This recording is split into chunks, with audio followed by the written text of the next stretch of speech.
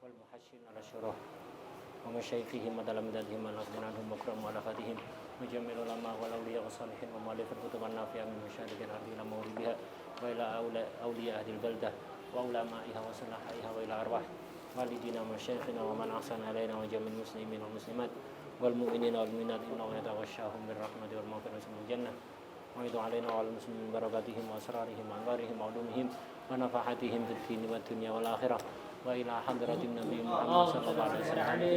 الفاتحة.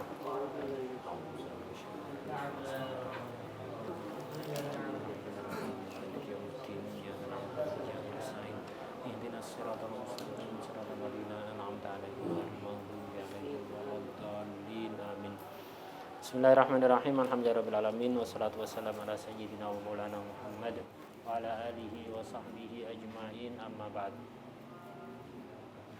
Insyaallah malam ini kita mulai daras kitab Muqaddimah Hadramiyah, kitab yang terkenal mubarak, sangat besar barokahnya, dikaji di mana-mana, diantaranya di Tarim dan di seluruh penjuru dunia.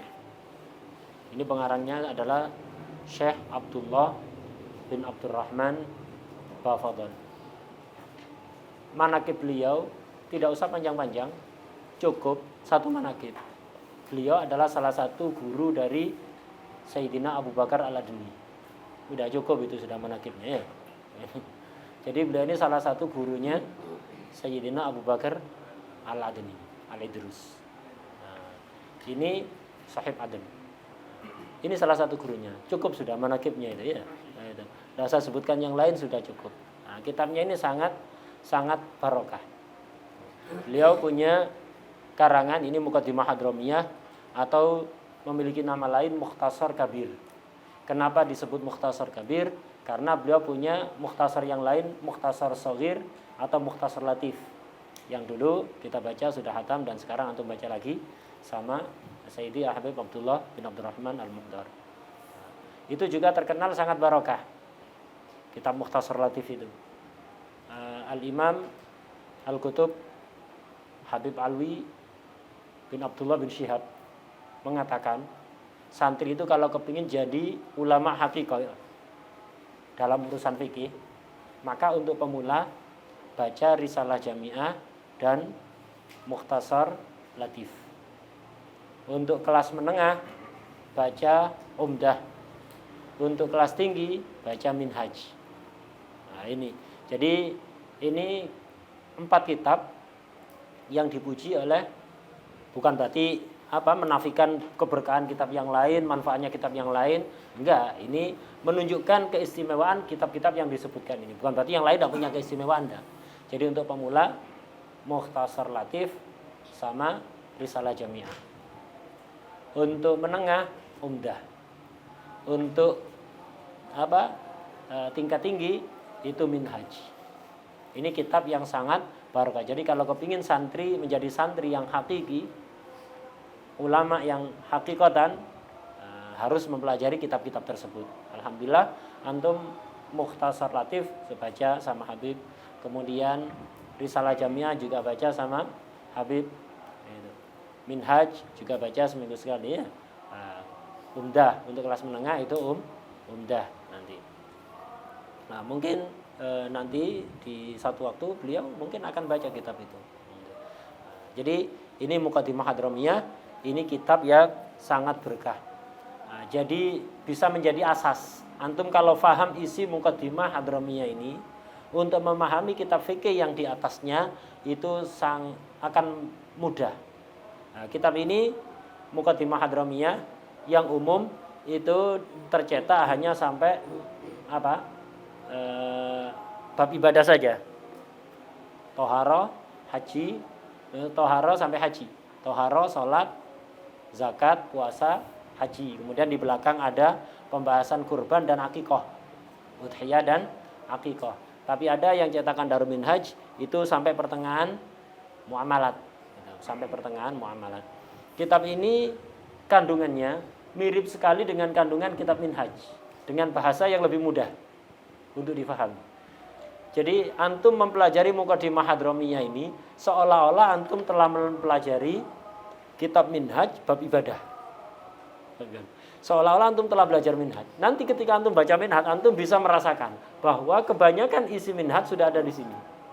Kebanyakannya tanpa menyinggung khilaf. Karena memang untuk pemula, kalau di minhaj diterangkan khilaf-khilaf. Kalau sini tanpa menyinggung minhaj, hanya mengambil pendapat yang dianggap muktamad saja. Nah, ini mukadimah Hadramiyah. Beliau Sayyidina Abdullah bin Abdurrahman Bafadal ini dimakamkan ada di kota Syihir. Syihir itu ada di pesisir Hadramut. Nah, jadi kawasan pesisir Hadramut. Banyak ulamanya dulu di Syihir itu. Syihir pakai shin, Syihir. Nah, itu banyak ulamanya dulu ada di situ.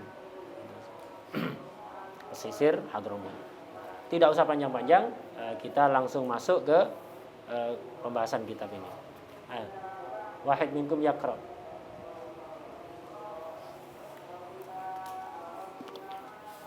Bismillahirrahmanirrahim.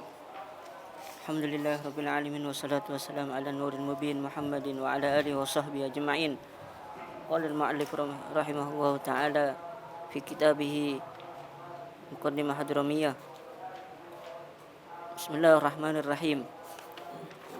Alhamdulillahilladzi farada alaina ta'alluma syara'il Islam wa ma'rifata sahihil muamalati wa fasidiha لتعريف الحلال والحرام وجعل من علم ذلك وعمل به الخلود في دار السلام ومصير من خالفه وعصاه دار الانتقام وأشهد أن لا إله إلا الله وحده لا شريك له المن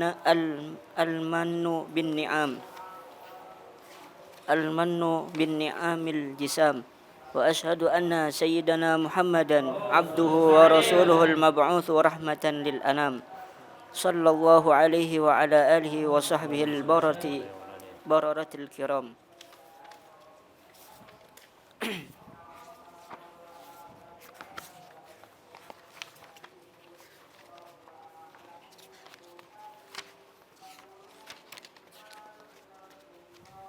وبعد فهذا مختصر لا بد لكل مسلم من معرفته أو معرفة مثله فيتعين الاهتمام به وإشاعته فأسأل الله أن ينفع به وأن يجعل جمعي له خالصا لوجهه الكريم.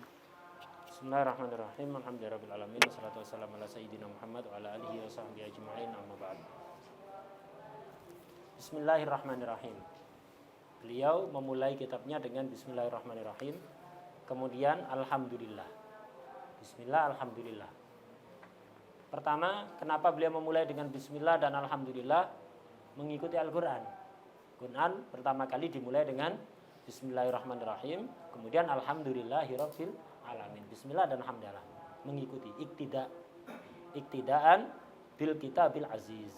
Jadi mulai dengan Bismillah, iktidaan bil kitabil aziz. Satu. Alasan kedua, wa amalan bi khabari kullu amrin dibalin la yubda'u fihi bi bismillahirrahmanirrahim fa huwa abtar wa fi riwayat ajdam wa fi riwayat aqta. Jadi pertama alasan kenapa mulai dengan bismillah, mengikuti Al-Qur'an. Iktida itu mengikuti tanpa disuruh. Itu namanya iktida. Nah, beda kalau amalan, mengamalkan hadis. Berarti ada perintah dari hadis. Jadi amal itu ada perintah. Kalau iktida itu tanpa perintah. Antum melihat gurunya antum istiqomah dalam sholat jamaah, menjaga aurat wal adkar, sholat rawatib, qiyamul lail. Antum gak disuruh, antum niru. Itu namanya iktida. Tanpa disuruh sudah niru. Itu namanya iktida. Tanpa disuruh tanpa disuruh. Nah, ini alasan pertama. Kenapa beliau memulai dengan bismillah? Karena Quran dimulai dengan bismillahirrahmanirrahim. Baru alhamdulillah. Kemudian mengamalkan hadis. Ada hadis kullu amrin dibalin, itu. Setiap perkara yang penting. Artinya penting ini, artinya dibalin ai sahibu halin yuhtamu bihi syar'an. Jadi yang dianggap penting oleh syara. la yubda'u fihi bi bismillahirrahmanirrahim, kok tidak dimulai dengan bismillah dulu? Fahuwa ajdam, berarti sesuatu itu ajdam. Ajdam itu mana aslinya diambil dari judam. Judam itu penyakit lepra atau kusta. Judam. Nah, orang yang tangannya itu awalnya memerah, kemudian hitam, kemudian rontok dagingnya. Naudzubillah min dzalik. Nasallallahu alaihi wasallam. Sesuatu yang baik, yang penting, dianggap penting oleh syara, kok tidak dimulai dengan bismillah, ibarat orang yang kena penyakit judam. Wa fi riwayatin aqta. Aqta itu terputus tangannya, kakinya. Wa fi riwayatin abtar. Itu. Sama abtar itu ya juga terputus tangannya, kakinya. Sesuatu yang baik gak dimulai dengan bismillah, itu berarti. Maksudnya apa? Ajdam, abtar, aqta, kurang manfaat dan kurang barokah.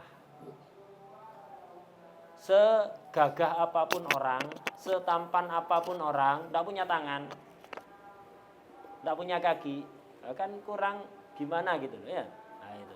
Atau kena penyakit judam, dari mau mendekat. Itu. Tidak manfaat akhirnya gagahnya. Orang menjauh semua ya. Nah, itu. Begitu juga perkara penting, tidak dimulai dengan bismillah, itu kurang manfaat dan kurang barokah. Nah, itu. Ini bismillah. Baru setelah itu alhamdulillah. Kenapa alhamdulillah? Karena riwayat hadisnya ada yang begitu. Kullu amrin dibalin la yubda'u fihi bilhamdulillah.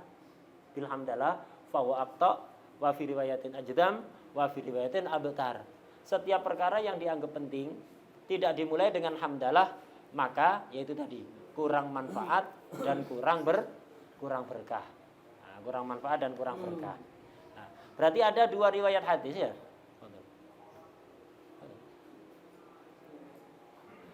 Jadi ada dua riwayat hadisnya. Ada riwayat bismillah, ada riwayat alhamdulillah. Perkara baik tidak dimulai dengan bismillah. Sebagian riwayat alhamdulillah ya tadi itu ajdam atau abtar. Nah, berarti kita memulai dengan apa? Bismillah apa alhamdulillah? Hadisnya ada dua. Di sini lebih mendahulukan bismillah daripada alhamdulillah. Pertama ya tadi itu apa? Al-Qur'an dimulai bismillah apa alhamdulillah dulu? Bismillah baru alhamdulillah. Nah, ngikuti Al-Qur'an. Nah, kemudian ngamalkan hadis. Loh, hadisnya ada dua versi. Ada yang bismillah, ada yang alhamdulillah. Kenapa dahulukan bismillah? Ya karena tadi itu niru Al-Qur'an. Kemudian berarti kan bertentangan hadisnya ya. Ada yang bismillah, ada yang alhamdulillah. Nah, untuk menggabungkan itu, sama-sama diamalkan. Ada hadis kullu amrin dibalin la yubda'u fihi bi bismillahirrahmanirrahim. Sebagian riwayat hamdalah. Nah, ini sama-sama diamalkan. Caranya ya sama-sama ditaruh di awal. Nah, awal itu ada awal hakiki, ada awal idhofi. Awal hakiki memang betul-betul awal. Awal hakiki itu ma taqaddama amamal maqsud walam yusbaq bi syai'. Ya. Awal hakiki itu ma taqaddama amamal maqsud walam yusbaq bisa sesuatu yang ada di depan dan tidak didahului oleh apapun. Paling depan. Ya, paling depan.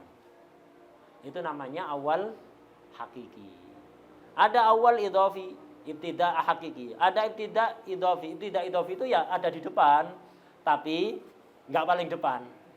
Awal idhofi itu apa? Ma taqaddama amamal maqsud sawaun subiqa bi syai'in amla.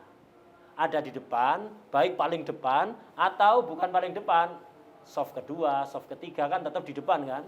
Nah, itu tetap di depan. Ini namanya ibtida' idhofi. Lah, hadis bismillah dijadikan ibtida' hakiki, hadis hamdalah dijadikan ibtida' idhofi. Sama-sama diamalkan. Kenapa lebih mendahulukan basmalah dibanding alhamdulillah? Mengikuti Al-Qur'an. Nah, itu. Udah. Itu masalah hadis tadi. Walaupun hadisnya sanadnya juga dipermasalahkan, tapi nggak apa-apa. Itu fadhilul amal. Kemudian apa? Bismillah itu Bismillahirrahmanirrahim. Ada ba, ada isim, ada lafzul jalalah, ada ar-Rahman, ada ar-Rahim. 5 ya. Bismillahirrahmanirrahim. Ba-nya ini bisa bermakna musahabah, bisa bermakna isti'anah ala wajib tabarruk. Tapi ulama kurang suka mengatakan baknya ini bak isti'anah. Bak isti'anah itu artinya yang jatuh setelah bak itu semacam alat. Kotok tu al-lahma bisikin. Saya memotong daging dengan bantuan pisau. Pisau menjadi alat untuk memotong. Lah ini kalau untuk bismillah baknya kita artikan isti'anah kayak gimana gitu loh. Kayak menjadikan nama Allah sebagai alat. Ya, kayak menjadikan nama Allah sebagai alat. Makanya dikasih embel-embel isti'anah ala wajib tabarruk. Maksudnya isti'anah untuk mendapatkan keberkahan. Tapi lebih afdol baknya kita katakan musahabah. Bersamaan. Bismillahirrahmanirrahim. Bismillah, ba huruf jar, ismi itu majrur, jar majrur. Dalam nahwu antum belajar jar majrur itu harus ta'alluq. Muta'allaqnya mana ini? Lafaz yang dita'alluqi mana? Dibuang. Bismillah. Bismillah. Muta'allaqannya ada di mana? Bisa ditaruh di depan, bisa ditaruh di belakang. Afdolnya ditaruh di belakang. Paham ya? Jadi muta'allaq yang dibuang, yang dita'alluqi oleh jar majrur ini bisa ada di depan sebelum bismillah atau di belakang setelah bismillah. Nah, itu. Tapi afdolnya ada di belakang. Kemudian yang dita'alluqi ini bisa lafadz umum atau lafadz khusus. Boleh, sama-sama boleh. Lafadz umum atau lafadz khusus. Afdolnya pakai lafadz khusus. Berarti apa? Begini.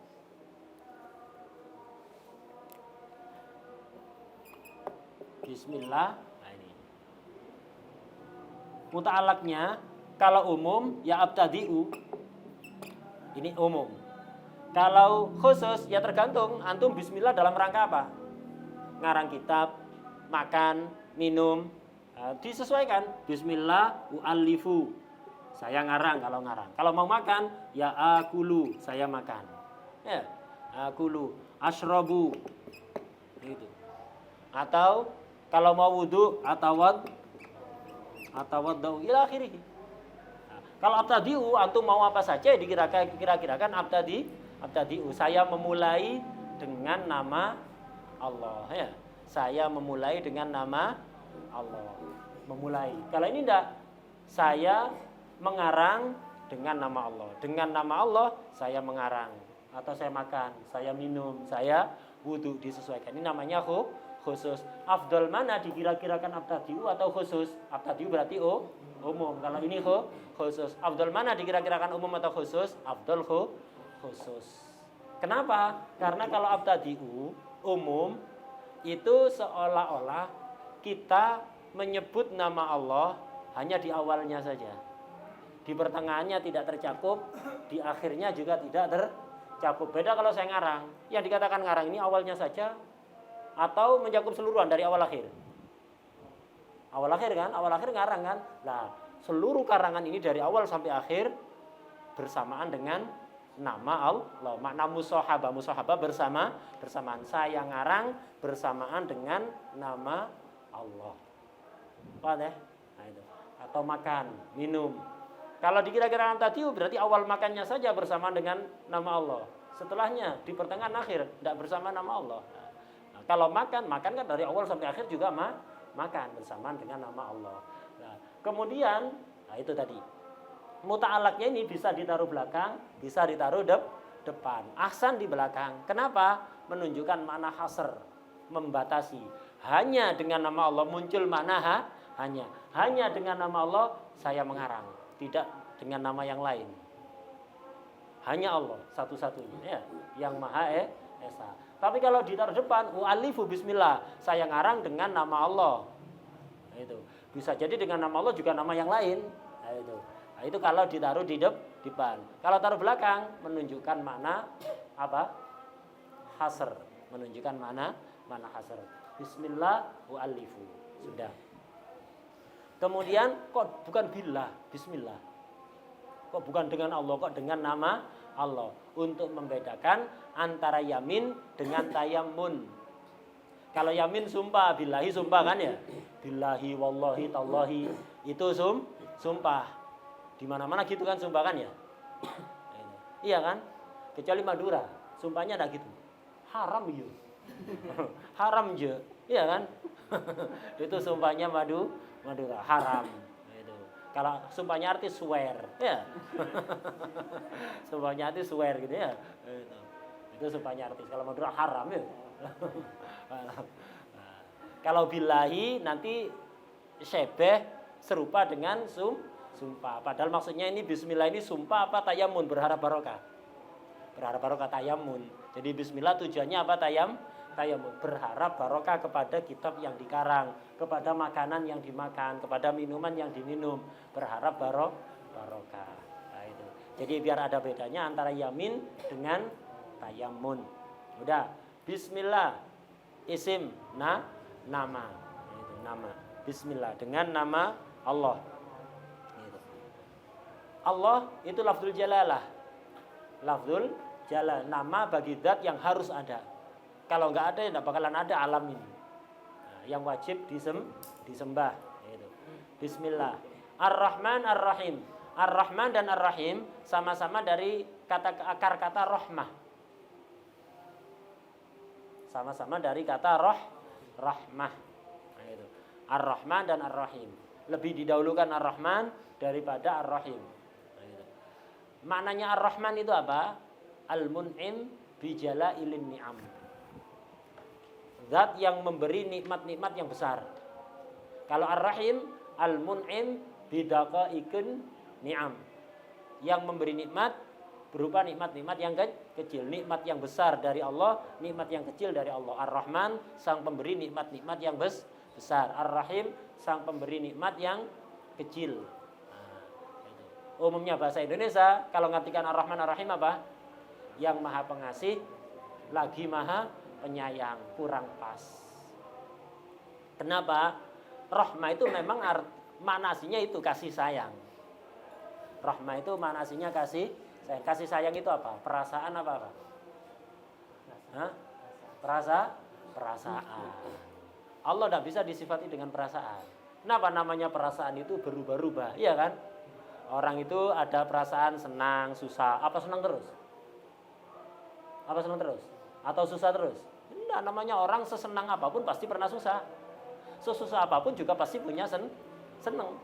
Itu. Ada cinta, ada benci, ada susah, ada senang, dan demikian seterusnya. Ya, demikian seterusnya. Nah, jadi kasih sayang itu perasaan. Mustahil untuk dinisbatkan kepada Allah. Mana asli rahmah? Mana aslinya itu Ar-Rahman Ar-Rahim yang Maha Pengasih lagi Maha Penyayang. Tapi karena ini untuk Allah, tidak selayaknya diterjemah seperti itu. Nerjemah hal-hal yang dinisbatkan kepada Allah itu tidak mudah. Tidak cukup kita paham lughah, tapi juga harus paham apa? Akidah. Kenapa? Dalam kitab akidah, dalam ilmu akidah kita diajari apa sesuatu yang layak dinisbatkan pada Allah, apa yang enggak layak, apa yang boleh dinisbatkan pada Allah, apa yang enggak boleh. Nah, jadi di sarahnya itu Ar-Rahman, coba antum perhatikan Bismillahirrahmanirrahim, ketika menyebut Ar-Rahman di situ. Syifatani musyabbahatani bunyatan lil mubalaghah mustaqatani minar rahmah wa hiya, rahmah itu apa sih? Rahmah itu riqqatun fil qalbi taqtadi at-tafaddula wal ihsan. Riqqatun fil qalbi yaitu rasa lembut, perasaan lembut yang ada dalam hati. Dari kelembutan yang ada dalam hati itu kemudian menuntut orang yang punya rasa itu untuk at-tafaddul, memberikan anugerah, wal ihsan, berbuat baik, memberikan nikmat.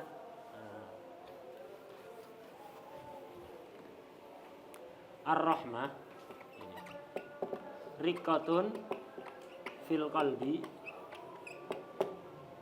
taqtadi at-tafaddul wal ihsan. Awalnya rahmah itu apa? Riqqa fil qalb.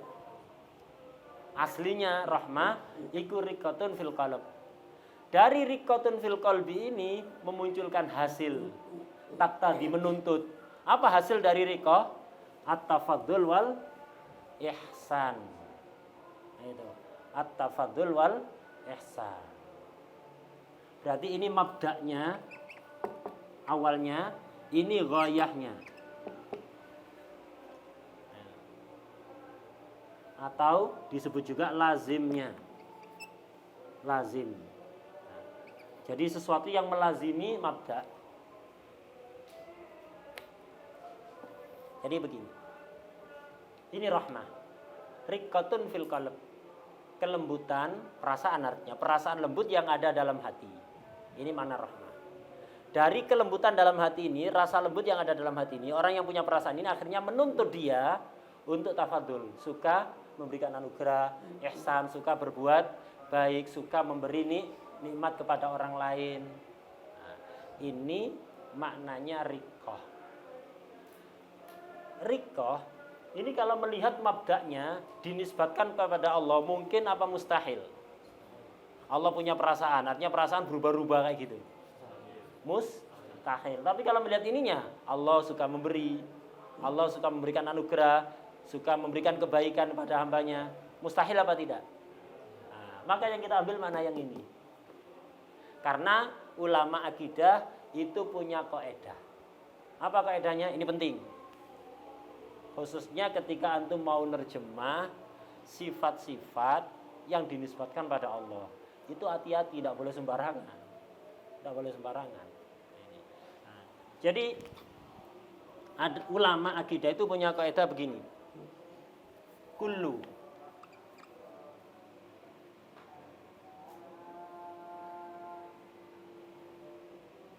Kullu ma yastahilu 'ala Allahi bi'tibari mabda'ihi wa warada. Kullu ma yastahilu 'ala Allah bi'tibari mabda'ihi wa warada yutlaku wa yuradu bihi ghayatuhu wa lazimuhu. Ini kaidah penting sekali. Kullu ma yastahilu 'ala Allah, apapun yang mustahil untuk Allah bi'tibari mabda'ihi, melihat mabda'nya, makna awalnya.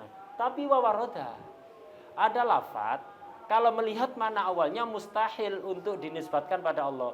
Tapi waroda itu artinya warid, ada dalam Al-Quran, ada dalam hadis. Kayak Rahman, Ar-Rahman tadi, di Quran ada apa enggak?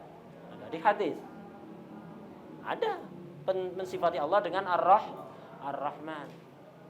Yuhibbu, innallaha yuhibbul mutatahirin, ya kan? Iya kan, mutatahirin. Doa wudu gimana? Waj'alni minal apa? Bukan itu. Jadi ada kalimat yuhibbu dengan la yuhibbu.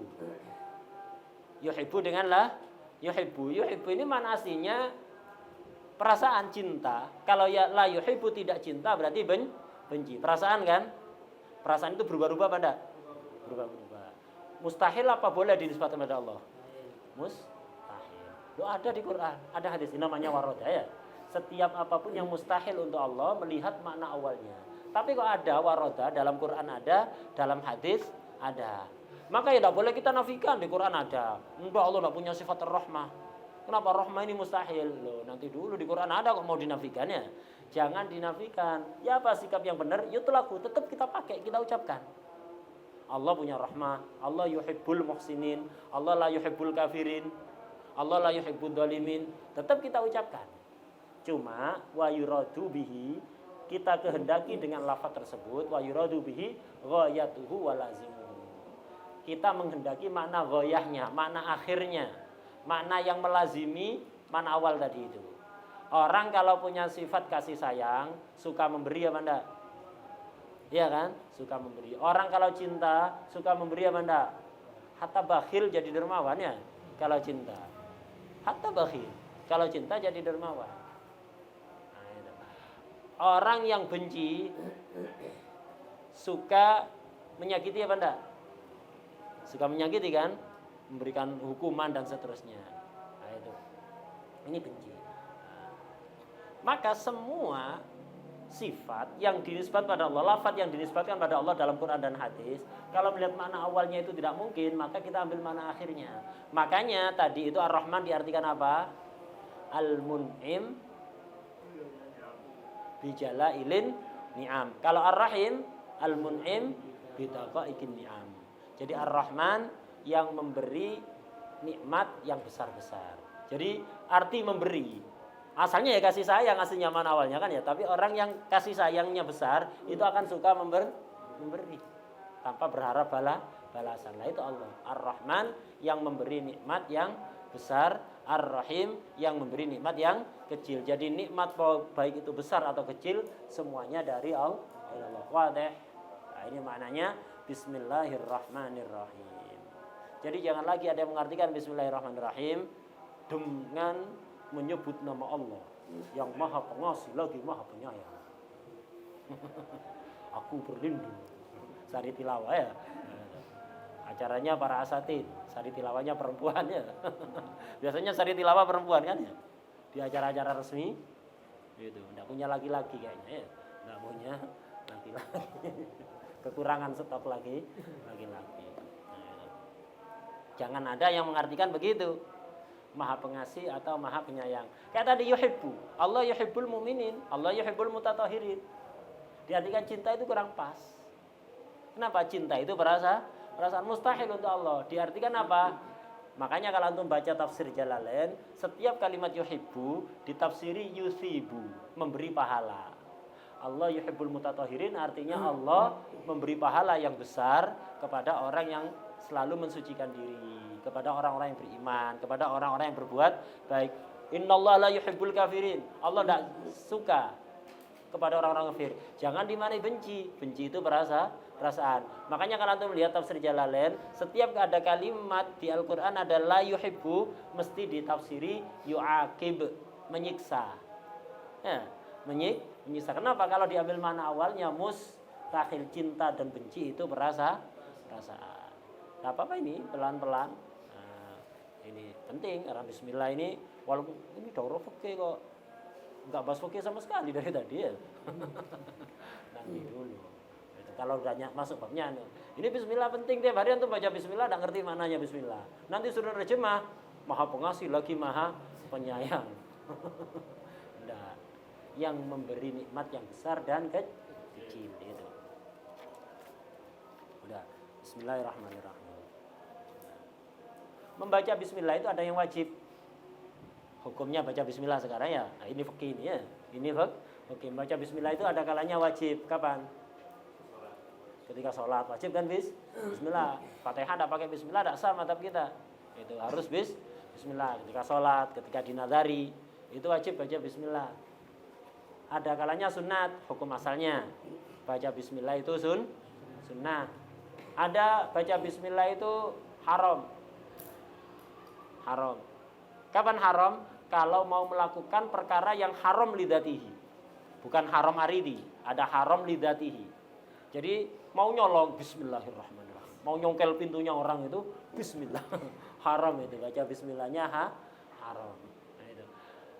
Bisa makruh. Kapan? Kalau mau melakukan perkara yang makruh lidatihi. Minum berdiri makruh apa enggak? Makruh. Minum berdiri bismillahirrahmanirrahim. Makruh bismillahnya. Kenapa?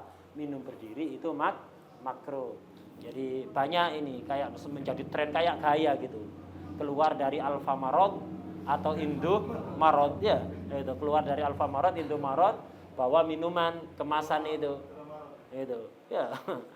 Makanannya, minumannya Marot, diberi dari Alfamart gitu, sama Indomaret. Jadi ambil, dibuka tangan kiri, minum sambil berdiri, tangan kiri, tuh, kelep kayak sapi gitu ya. Habis itu botolnya dibuang sembarangan, nggak masuk ke dalam tempat sampah. Mulai awal sampai akhir nggak ada yang cocok dengan sunnah Rasulullah SAW. Dan itu dianggap gaya. Banyak itu keluar dari Alfamart minumnya depan pintu, mengganggu orang lewat depan pintu, tangan kiri, minum berdiri, tidak baca bismillah. Hatta baca bismillah makruh itu ya. Kenapa minum berdiri makruh? Antum baca bismillahnya makruh. Itu. Kemudian botolnya dibuang sembarangan, tidak tepat ke tempat sampahnya. Banyak kayak gitu, kayak menjadi gaya gitu. Gayanya siapa? Nah, jadi itu baca bismillah. Tadi dikatakan kulu amrin dibalin ya. Kulu amrin dibalin, setiap perkara yang penting dibalin itu ai halin yuhtamu bihi syar'an. Jadi sesuatu yang dianggap penting oleh syarak itu kok dari dibacakan bismillah maka fahu aqta wa fi riwayatin ajdam wa fi riwayatin abtar. Perkara yang tidak dianggap penting itu apa? Perkara yang tidak dianggap penting itu apa? Maksudnya halin yuhtamu bihi syar'an ini artinya bukan sesuatu yang sepele, yang remeh-remeh. Nah, kalau spidol ini asalnya di sini, tak pindah ke sini. Perkara remeh apa penting ini? Remeh kan ya? Tidak sunat baca bismillah. Ya tidak apa-apa baca bismillah, mubah. Nah, mubah. Jadi spidol ini ada di sini, mau tak pindah ke sini? Tidak penting. Bukan sesuatu yang penting secara syara gak dianggap penting. Maka tidak sunat baca bismillah karena hadisnya kullu amrin dibalin ini laisa indahu bal ini tidak penting ini. Pindah spidol dari sini ke sini tidak penting. Wadah ya. Beda kalau kita berserakan ada di bawah, antum ambil pindah ke atas yang sopan. Ini penting. Tapi lo spidol ada di sini sama di sini apa bedanya? Antum pindah kayak gini, ini tidak penting. Itu kenapa anda laisa dibalin. Kemudian juga yang sunat dibacakan bismillah itu tadi kul amrin dibalin, yaitu bukan laisa min safasifil umur. Kemudian walaisa dzikron mahdon. Zikir murni zikir tidak sunat bismillah. Kayak doa, tidak usah bismillah, langsung aja alhamdulillahirabbil alamin, Allahumma shalli wa sallim ala sayyidina Muhammad wa ala alihi washabihi ajmain, doa apa gitu. Tidak pakai bismillah. Kenapa? Itu murni zikir. Kemudian wala ja'ala lahu syari' mabda'an bi ghairil basmalah. Yang sunat baca bismillah juga ibadah-ibadah yang oleh syarak tidak dibuatkan awal khusus. Kayak sholat, awalnya apa sholat? Awalnya sholat apa? Takbir. Tidak usah bismillahirrahmanirrahim, Allahu akbar. Tidak usah bismillah. Syarak sudah menjadikan awal khusus, yaitu takbir, khutbah. Hamdalah kan awalnya kan ya. Tidak usah untuk bismillahirrahmanirrahim, alhamdulillahirabbil alamin. Tidak. Khutbah syarak sudah menjadikan awal khusus, yaitu hamdalah, sholat, takbir. Nggak usah antum pakai baca bismillah, nggak sunnah secara khusus. Kalau dapat pahala apa enggak ya? Dapat pahala secara umum, pahala zikir, bismillah kan zikir. Udah. Ini bismillahirrahmanirrahim. Kemudian alhamdulillah, segala puji bagi Allah.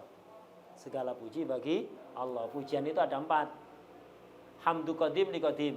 Pujian zat yang maha qadim kepada zat yang maha qadim. Artinya pujian Allah untuk dirinya sendiri. Allah berfirman dalam Al-Quran, alhamdulillahirabbil alamin.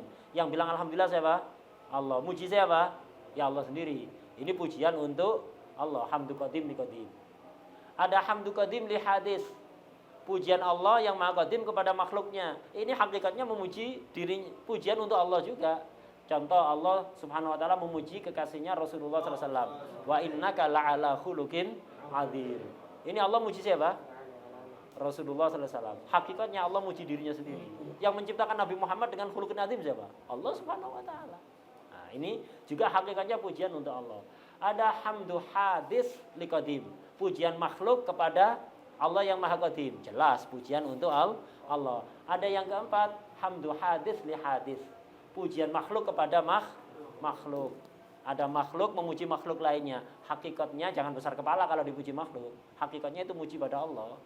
Kenapa? Antum punya sesuatu yang layak dipuji. Siapa yang ngasih? Allah. Min ghairi haulin minna wala quwwah. Karena itu jangan besar kepala. Akhirnya kepiannya enggak cukup nanti. Ya. Nah, itu. Bisa. Nah, itu semuanya alhamdulillah. Segala puji hanya untuk Allah. Kemudian hamdu itu apa sih?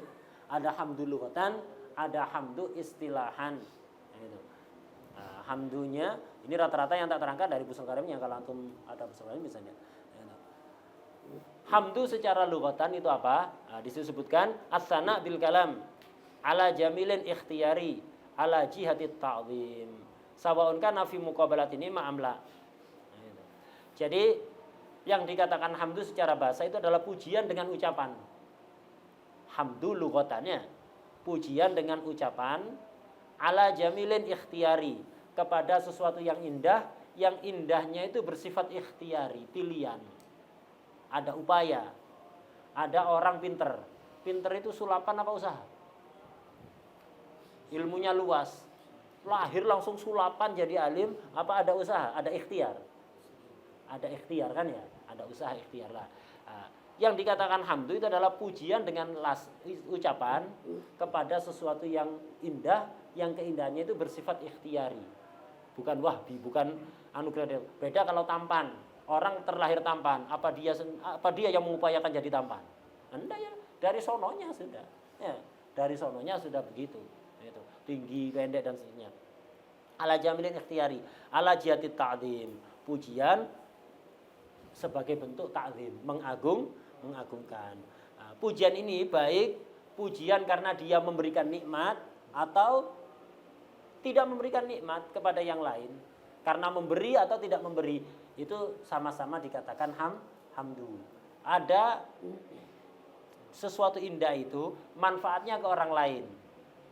Ada kalanya manfaatnya tidak kepada orang lain. Ada orang punya ilmu diajarkan. Berarti kan dia memberi nikmat kepada orang lain, dipuji, hamdu namanya. Atau ada orang ahli sholat sunat, manfaatnya untuk dia sendiri, nggak nular kepada orang lain. Nah ini ketika kita puji namanya juga hamdu. Ini hamdu apa? Lughatan. Apa? As-sana bil kalam ala jamilin ikhtiyari ala jihatit ta'zim sawaun kana fi muqabalatin ma'amla. Ada hamdu istilahan.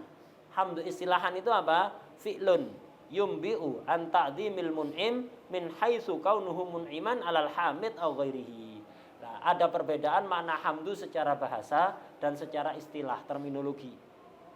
Hamdu secara istilah itu fi'lun, perbuatan, tidak khusus ucapan. Kalau tadi kan as-sana bil kalam, dengan ucapan. Adapun istilahan tidak, fi'lun, perbuatan. Perbuatan apa? Yumbi'u an ta'zimil mun'im, perbuatan yang menunjukkan pengagungan kepada orang yang memberi nikmat, baik kepada orang yang memuji atau kepada orang lain. Nah, ini namanya hamdu istilahan. Ada orang alim mengajarkan ilmunya lillahi ta'ala kepada orang lain, terus saya puji dengan lesan, hamdu. Baik dia ngajarkan ilmunya kepada saya atau tidak ngajarkan kepada saya, memberi nikmat dia dengan ilmunya itu memberi nikmat kepada orang lain, baik kepada saya atau tidak kepada saya puji dengan lisan, hamdu istilahan. Atau enggak dengan lisan, dia datang saya berdiri, fi'lun apa bukan? Yang menunjukkan ta'zim apa enggak? Menunjukkan ta'zim. Nah, jadi saya berdiri untuk menghormati orang ini karena punya ilmu, yang ilmunya ditularkan pada orang lain, memberi nikmat pada orang lain atau pada saya. Nah, ini. Atau dengan hati, di hati saya ta'zim. Fi'lun juga dalam hati, fi'lul qalbi. Jadi dalam hati saya ta'zim kepada orang itu. Walaupun tidak saya ungkapkan dengan ucapan atau perbuatan, dalam hati saya ta'zim kepada orang yang alim yang mengajarkan ilmunya. Ini juga hamdu. Jadi ada perbedaan hamdu lughatan dan istilahan. Kalau dari sisi bentuknya lebih umum yang lughatan apa istilahan? Yang istilahan, karena yang istilahan mencakup ta'zim dengan lisan, dengan perbuatan atau dengan hati. Sementara yang lughatan khusus dengan ucapan. Dari sisi bentuknya lebih umum yang istilahan. Tapi dari sisi alasannya lebih umum yang lughatan.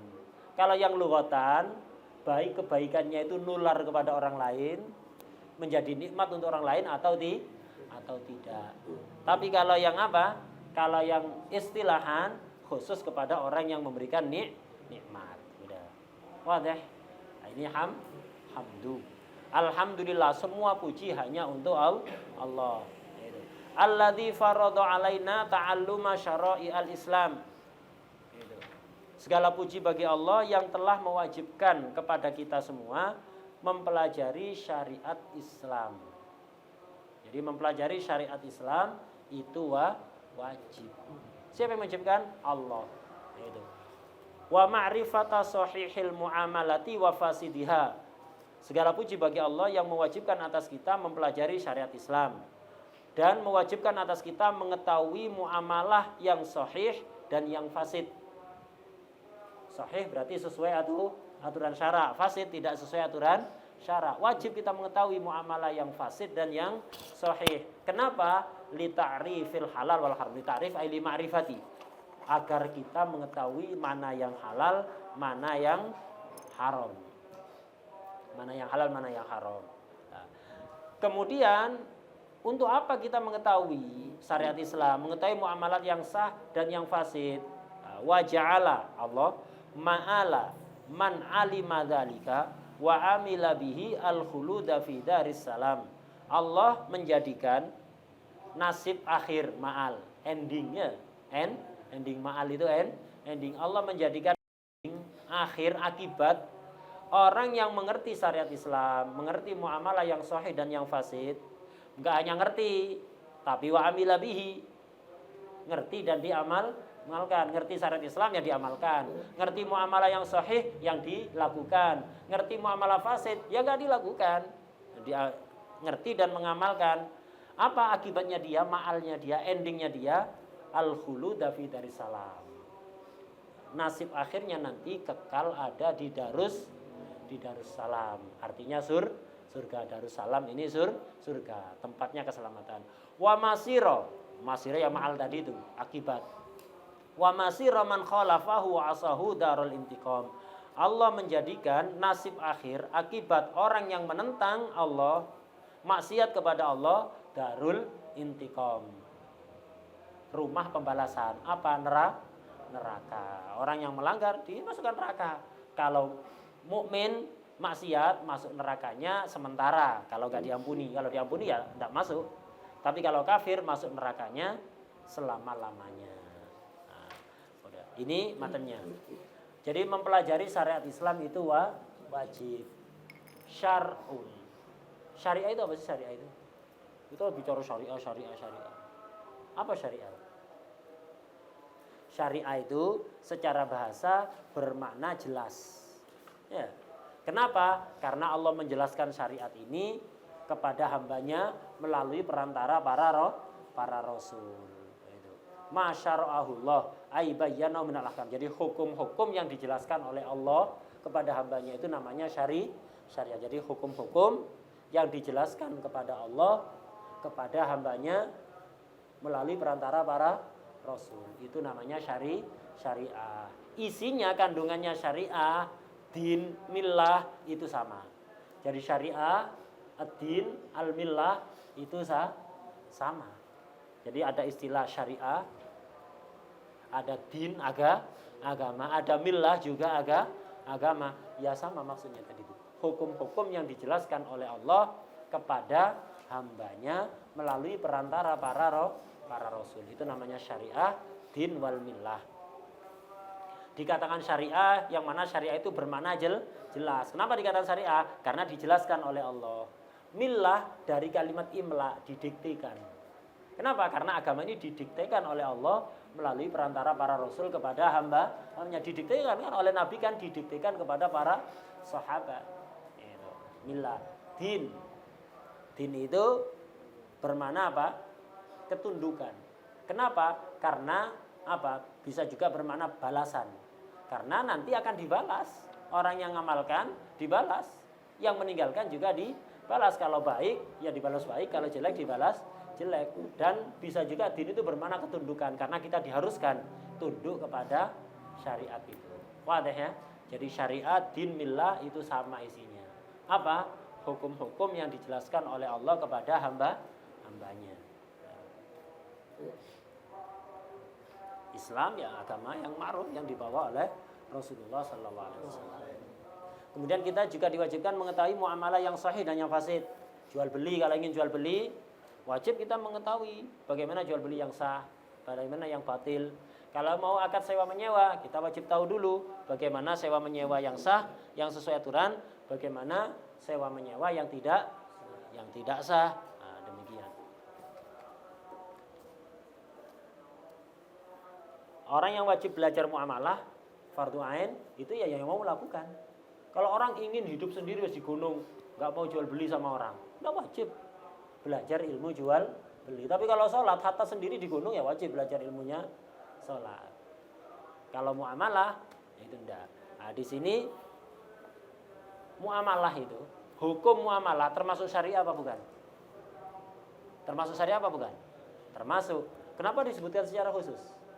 Padahal tadi kan sudah dijelaskan, alladzi faradha alaina ta'alluma syara'i'al Islam. Allah mewajibkan kepada kita belajar syariat Islam. Syariat ini kan mencakup hukum ibadah, hukum muamalah, hukum pernikahan. Kemudian disebutkan wa ma'rifata sahihil muamalah wa fasidiyah. Dan Allah mewajibkan kepada hambanya mengetahui muamalah yang sah dan yang tidak sah. Lalu sudah cukup dengan syariah, kenapa disebutkan secara khusus? Ini untuk memberikan isyarah.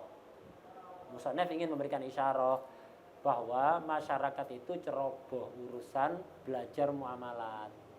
Banyak orang agamanya, ibadahnya bagus, Masya Allah, ngerti hukum-hukum ibadah, muamalat ngawur. Muamalatnya ngawur, pokoknya yang berlaku di masyarakat tidak apa-apa sudah. Umum sudah di masyarakat. Jadi banyak orang ngerti hukum ibadah, ngikuti aturan ibadah, tapi muamalah tidak ngikuti. Sekarang, hatta yang santri, hatta yang ustadz kadang-kadang ya, rata-rata jual beli pakai Shopee, iya benda, iya benda. Kadang-kadang ngajar bunyi ya punya Shopee. Bermuamalah pakai Shopee. Kalau ditanya gimana hukum jual beli pakai Shopee, jarang yang belajar. Oh, semua udah ngamalkan sekarang. Diharamkan ngomel-ngomel dia. Ketinggalan zaman. Semua masyarakat ngamalkan. Bukan berarti kalau semua masyarakat ngamalkan berarti benar sesuai syariat. Belajar dulu bagaimana sekiranya bisa sesuai syariat. Jadi bisa terjerumus ke dalam riba. Transaksi di Shopee, pakai model pembayaran Shopee Pay Later. Itu banyak yang ngamalkan. Kalau tanya riba apa enggak? Oh, semua orang udah melakukan, ada iklannya di TV tiap hari. Itu terus boleh. Nah, jadi disebutkan secara khusus muamalah, kenapa? Karena banyaknya orang yang ceroboh dalam aturan muamalah. Tidak terikat aturan, ya pokok masyarakat nggak melakukan, lakukan ya. Pokok menguntungkan lakukan. Atau orang-orang bisnis jadi dropshipper. Jadi dropshipper. Apa istilah lainnya? Hah? Belantik. Nah, ada istilah lainnya dropshipper atau? Enggak, ada istilah baru. Selain dropshipper, reseller ya, reseller. Gitu. Ada temennya update status. Ya, ada temennya di statusnya atau di Shopee-nya jualan misalnya pakaian menjelang hari raya kan, banyak yang upload baju koko, baju koko ready banyak, segala ukuran. Terus tiba-tiba wah, kok ada yang update ini, di screenshoti fotonya ya, fotonya di screenshot atau dicuri, status temannya dicuri pakai aplikasi khusus ya untuk nyuri status orang tanpa harus minta ya. Kemudian antum upload jualan, padahal saya tidak punya barangnya, saya tidak punya barang, tak upload. Ada pembeli, harga aslinya itu di temen anak yang jualan tertulis baju kuku harganya 75.000.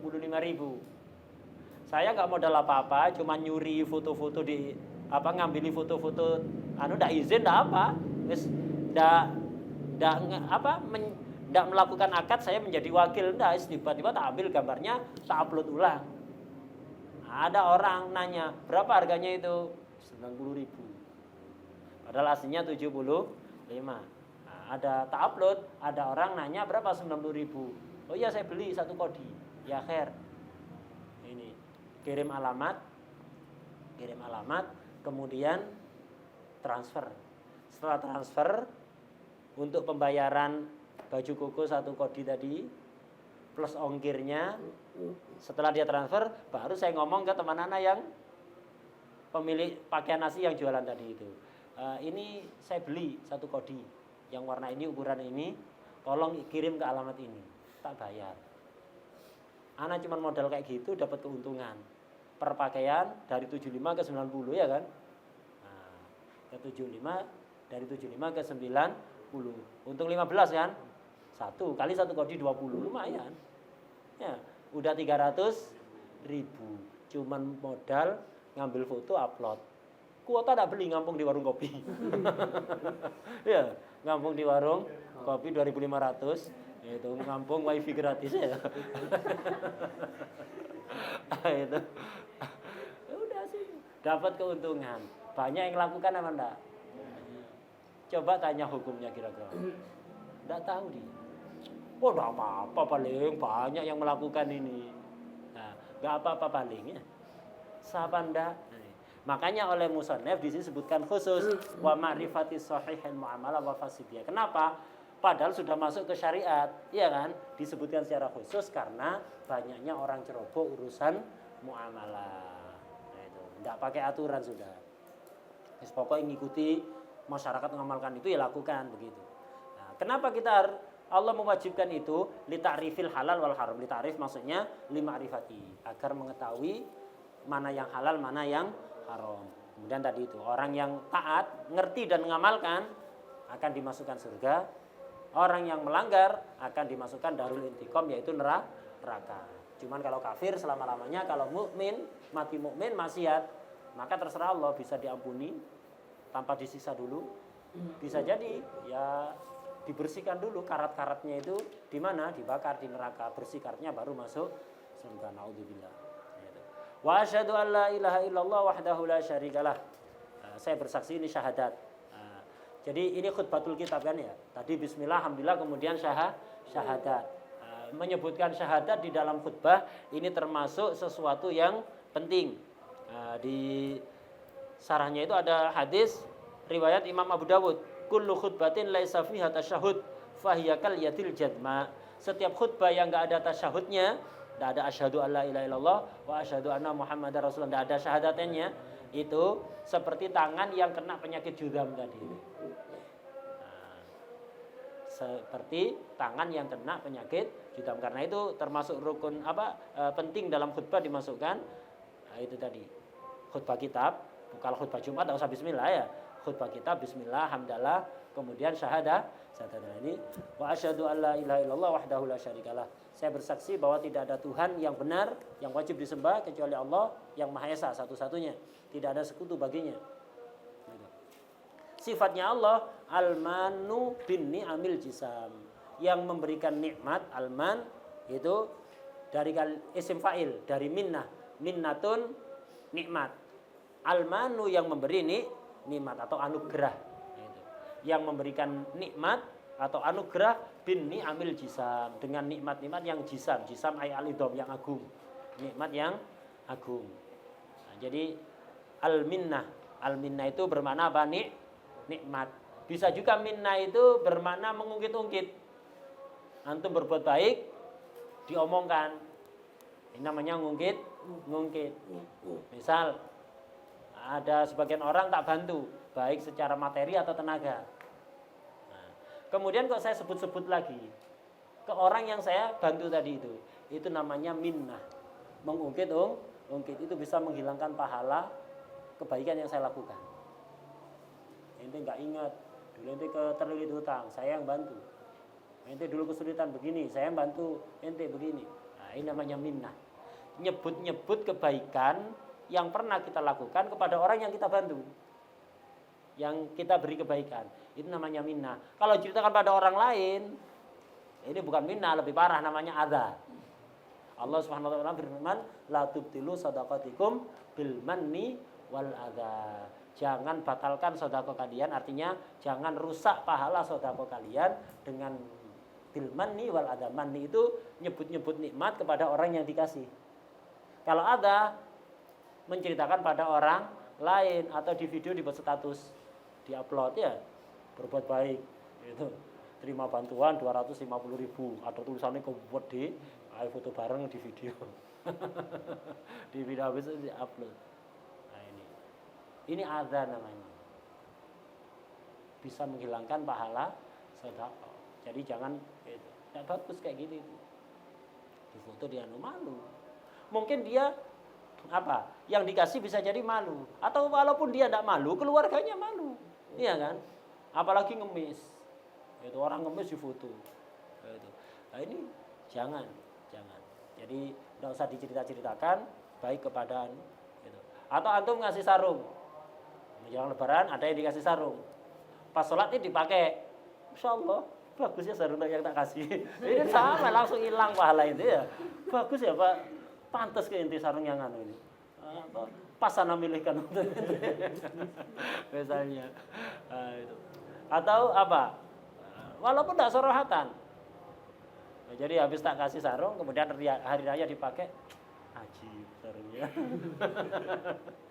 Itu. Ini man namanya, enggak bagus. Man itu madmum. Mengungkit-ungkit, menyebut-nyebut nikmat yang diberikan pada orang lain itu jelek, kecuali dari Allah Subhanahu wa taala. Ya, dari Allah Subhanahu wa taala. Enggak apa-apa. Gitu. Mahmud. Begitu juga disamakan oleh para ulama apa? Ditambah lagi al-walid, orang tua kepada anaknya, ngungkit-ngungkit kebaikannya, ini enggak masalah, enggak dosa. Jadi orang tua ente sudah tak rawat sejak kecil, tak kasih makan, tak biayai sekolah, tak biayai mondok, ente balasan ente mana? Orang tua enggak dosa. Kalau bukan, gitu. Jadi dari Allah, dari orang tua, tambah lagi minal ustaz. Tapi ala sabilin nasihah. Bukan ala sabil ngungkit-ngungkit. Ala sabilin nasihat. Misalnya ada murid itu enggak adab kepada syekhnya atau apa. Terus diingatkan, ente dulu tak ajar dari enggak ngerti. Anak yang ngajari ente dulu alif ba ta. Tanpa belajar alif ba ta itu tidak bakalan bisa baca kitab. Nah, kadang sebagian orang itu gitu.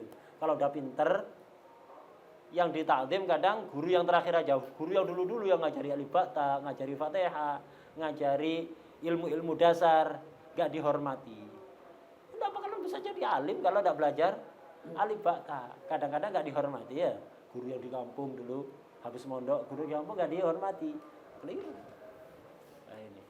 Nah, boleh ngungkit-ngungkit. Anak yang ngajarin itu dulu alif ba ta, itu tidak bisa apa-apa dulu. Anak yang ngajarin itu baca Fatihah sehingga salat intisah. Nah, untuk liajli nasihat biar dia apa? Menjaga adab. Bukan untuk dalam rangka ngungkit-ngungkit atau apa, enggak. Ala sabilin nasihat. Itu enggak madmum, enggak jelek. Jadi enggak apa-apa, enggak masalah kayak gitu. Selain itu enggak boleh. Jadi hanya Allah, orang tua sama ustaz ya. Tapi ala sabilin nasihat. Wa asyhadu anna sayyidana Muhammadan abduhu wa rasuluh al-mab'utsu rahmatan lil anam.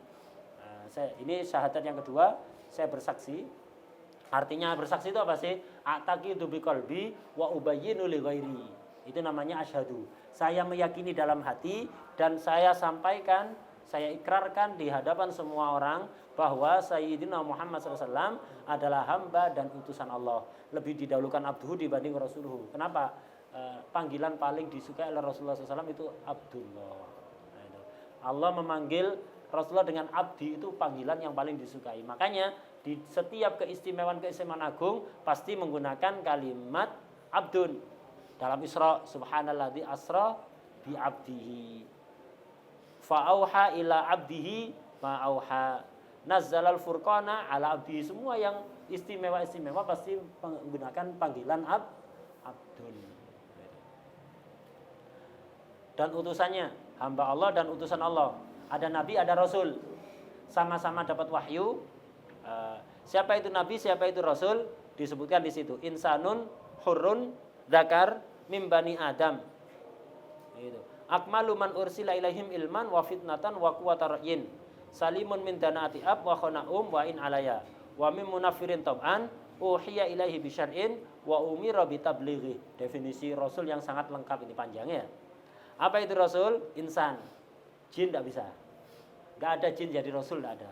Kalau jin jadi rasulur rasul, agennya rasul mungkin. Jadi kayak Rasulullah SAW kan diutus juga kepada jin. Nah Rasulullah kemudian nunjuk sebagian jin untuk dakwah kepada yang sebangsa, ya, kepada teman-temannya sesama jin. Itu ada Rasulnya Rasul, agennya Rasul. Tapi kalau Rasulullah tidak ada dari jin, harus insan hur, merdeka, tidak mungkin budak dakar. Tidak ada Rasul perempuan, Nabi perempuan tidak ada. Sayyidah Maryam itu waliyah, Sayyidah Asiyah waliyah. Tidak ada Nabi dari perempuan dakar. Min bani Adam, dari manusia, tidak ada yang dari selain manusia. Akmalu man ursila ilaihim ilman wa fitnatan wa quwwatan. Rasul itu mesti setiap zaman pasti yang paling istimewa di antara kaumnya. Yang paling istimewa di antara kaumnya. Kaum yang diutus saja. Wadah ya. Misal Nabi yang kayak Rasulullah SAW diutus ke seluruh alam kan. Nah, maka paling istimewa di seluruh alam. Sallallahu alaihi wasallam. Nah, ada sebagian nabi diutus ke satu kampung, ya berarti paling istimewa di kampungnya. Bisa jadi di kampung lain ada yang lebih afdol. Tidak masalah. Untuk kaumnya itu paling afdol. Ada nabi diutus hanya ke Bani Israel, berarti paling afdol di kalangan Bani Israel. Bisa jadi di kalangan Bani Israel, di luar Bani Israel yang lebih afdol dari beliau, bisa jadi. Wadah ya. Paling afdol di kaumnya, di tengah-tengah kaum yang menjadi sasaran dakwahnya, baik dari ilmunya, kecerdasannya, kekuatan dalam berpendapat, itu kecerdasannya, itu semuanya paling afdal. Salimun min danaati ab wa khona'um. Semua rasul itu pasti selamat dari keburukan orang tua yang enggak baik, yang melakukan zina, itu enggak ada. Rasul itu dari ayah dan ibu mesti orang-orang istimewa. Semua rasul, apalagi Rasulullah sallallahu alaihi wasallam.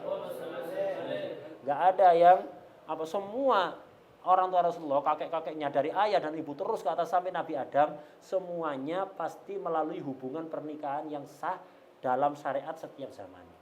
Enggak ada yang hasil Nabi itu salah satu orang tuanya, kakek-kakeknya semua Nabi itu seperti itu. Enggak ada yang dari hubungan enggak benar. Semua pasti dari hubungan yang benar. Itu semua pasti begitu. Dan tidak ada yang kufur. Ayahnya Nabi Ibrahim gimana? Ayahnya Nabi Ibrahim kan banyak sebagian mufassirin mengatakan ayahnya Nabi Ibrahim itu kafir. Yang benar itu bukan ayahnya. Walaupun di Quran disebutkan abihi, ya, disebutkan abihi. Dalam bahasa Arab abun itu digunakan untuk ayah kandung, digunakan juga untuk paman. Nah, dalam bahasa Arab begitu. Abun itu bisa bermakna ayah kandung yang asli, bisa bermakna paman. Ayah yang disebut abihi dalam Al-Qur'an itu abu Nabi Ibrahim itu namanya siapa? Azar. Itu pamannya Nabi Ibrahim. Kalau ayah kandungnya Nabi Ibrahim itu namanya Tarikh. Itu. Tarikh. Meninggal, Nabi Ibrahim dirawat oleh pamannya. Seperti Rasulullah SAW, abahnya meninggal, dirawat oleh pamannya. Nabi Ibrahim juga begitu. Nah, ayahnya meninggal namanya Tarikh. Yang disebut abihi itu yang kemudian dilarang untuk memintakan istighfar, itu pamannya, bukan ayahnya. Nabi Ibrahim kakeknya Rasulullah SAW, salah satu kakek yang jauh. Jadi nggak ada kakek-kakeknya Nabi sampai Nabi Adam yang kufur, itu nggak ada. Semuanya orang-orang hebat di zamannya. Sayyid Abdullah itu di zamannya sebelum Rasulullah SAW lahir paling afdal di bangsa Arab. Kakeknya Abdul Muthalib di zamannya paling afdal, terus ke atas begitu. Terus ke atas gitu. Selalu paling afdal di zamannya.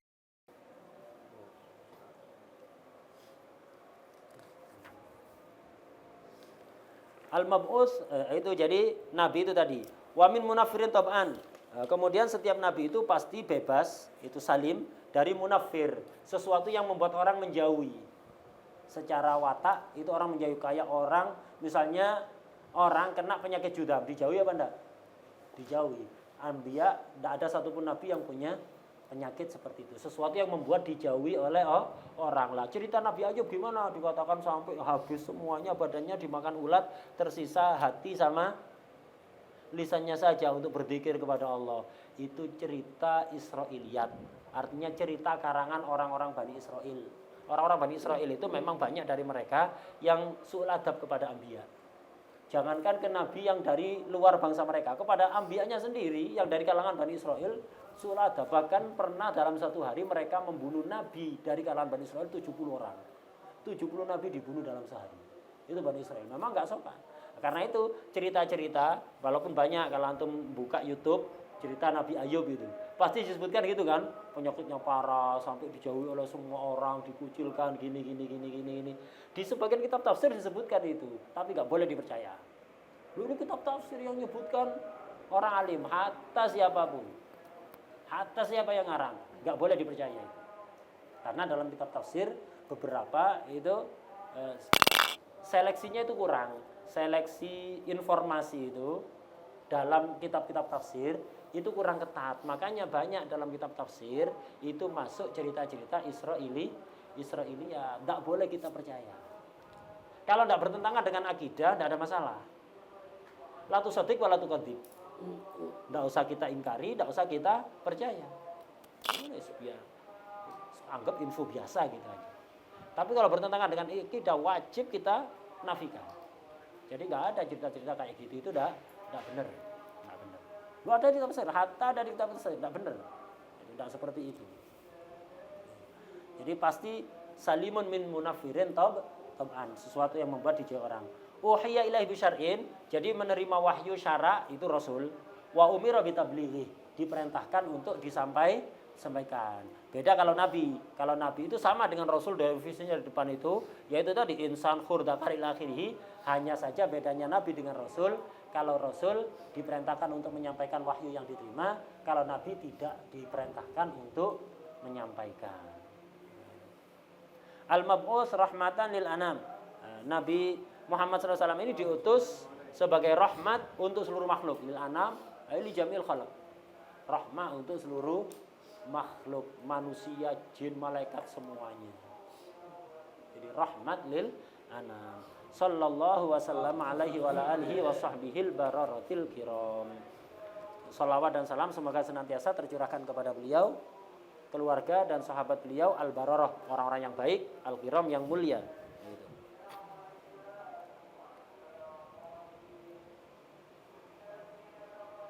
Rahmat kepada seluruh makhluk, hatta yang kafir. Di antara bentuk rahmatnya Rasulullah SAW kepada umatnya yang kafir, kalau Nabi terdahulu, umatnya kalau kafir dibinasakan. Menerima mukjizat, tetap kufur, binasa. Kayak Fir'aun, setelah menerima mukjizat beberapa kali, kok kufur, binasa, lenyap semua pasukannya. Kaumnya Nabi Hud, ya, kaumnya Nabi Soleh, kaumnya Nabi Nuh, binasa. Tapi umatnya Nabi Muhammad SAW enggak. Hatta yang kafir tidak dibinasakan total. Mungkin dibinasakan satu kampung mungkin, tapi total massal habis yang kafir semuanya enggak. Itu salah satu bentuk rahmatnya Rasulullah SAW. Dan banyak rahmat-rahmat yang lain. Bahkan yaitu tadi, sebagaimana dulu Darus Hikam, setiap orang itu enggak bakalan lepas dari dua nikmat. Nikmat ijad dan nikmat imdad. Nikmat diwujudkan. Kemudian setelah diwujudkan ini, kalau tidak dapat madad, hilang lagi. Bukan balik jadi mani, hilang. Antum bisa wujud di dunia ini gara-gara diijad, diwujudkan oleh Allah. Diwujudkan. Kalau setelah diwujudkan tidak mendapat imdad, ya langsung sedetik dah wujud, habis itu hilang lagi. Celing, loh, kemana? Kayak lampu ini. Butuh listrik, pertama kali nyalakan apa seterusnya? Seterusnya. Kalau pertama kali nyalakan, dikasih listrik, kemudian diputus kabelnya, nyala apa enggak? Mati lagi, begitu juga antum. Setelah wujud, kalau tidak dapat madad, hilang. Bukan jadi mani, hilang. Loh, kemana tadi? Hilang, tiba-tiba tidak ada. Hilang. Nah, itu namanya imdad, nikmat berupa madad. Jadi Allah memberikan madad untuk terus wujud. Itu. Tapi nggak ada satupun makhluk yang bisa langsung menerima madad dari Allah tanpa wasithah. Enggak ada ceritanya. Enggak kuat. Makhluk siapapun menerima madad dari Allah tanpa wasithah. Enggak ada yang kuat. Enggak ada yang kuat. Siapa wasithahnya? Rasulullah sallallahu alaihi wasallam. Jadi wasithah madad dari Allah untuk semua makhluk.